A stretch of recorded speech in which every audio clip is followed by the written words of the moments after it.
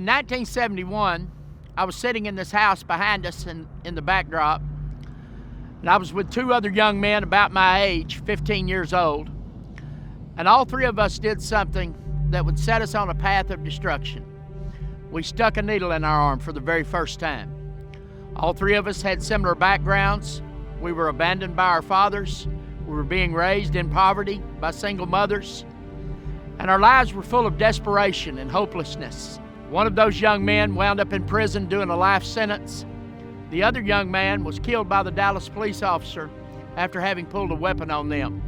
I'm the other young man, and what made my life different was after 15 years in my addiction, trying to fix the pain, I came to a place where I found a power greater than myself.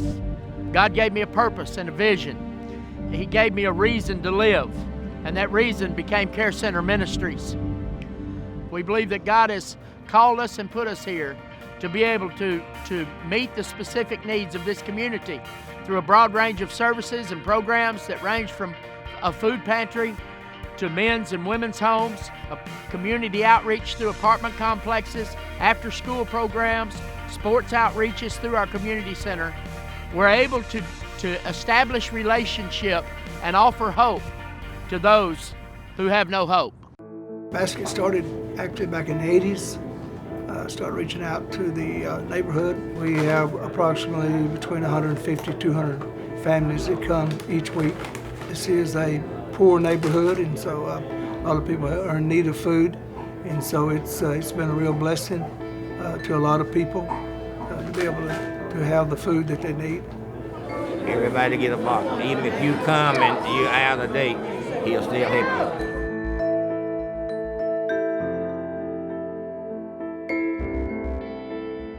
The race program is Carecenter's ministry to men. The men come, they're usually broken, at the bottom of the bucket, really lost and hopeless. They come here and they get an opportunity to learn how to get readapted to life. Carecenter has been great to me. They just gave me a hope and a new life. If there wasn't Carecenter Ministries, more than likely I'd be in prison. I'd be incarcerated for sure. But it's through Carecenter and the love that they've shown me that's changed my life. Where I'd be right now if I hadn't called Carecenter, I'd probably be in the penitentiary, back in the pen again.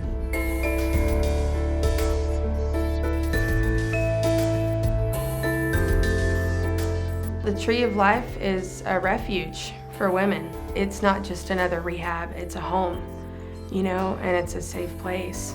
It's a place where they can come and find out who they really are.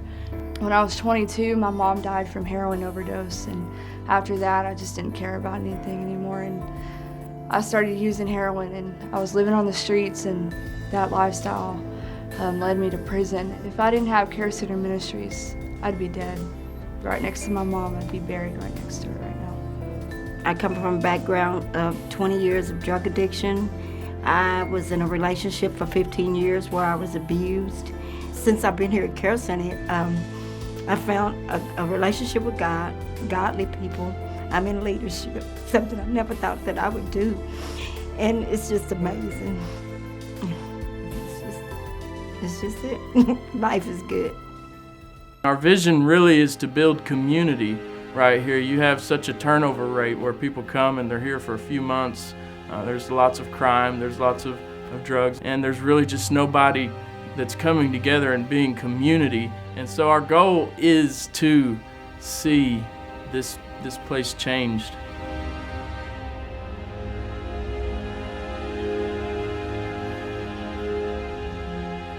The after-school program is a program that is designated to reach the kids in the inner cities that wouldn't actually have an opportunity to come and have a snack or have a activity or something. So we reach out to the community. That's what this ministry is about. I consider the community center and after-school program and Carecenter Ministries in a whole as a safe haven for the children in this community and the families in this community. Right now, what we're doing at the Carecenter Community Center is we're providing an avenue for these young men and young women. We have them on this team, and this team here is designed to create a family atmosphere. So right now, a lot of our young people have dysfunctional families, families who are separated, families who are misguided. And so right now we want to do something positive for them by bringing them on this team, having prayer, having a family concept, and begin to working together.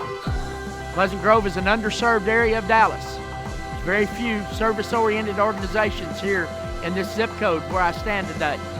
But we believe that God has placed us here, and we believe that with your help, we're going to make a difference.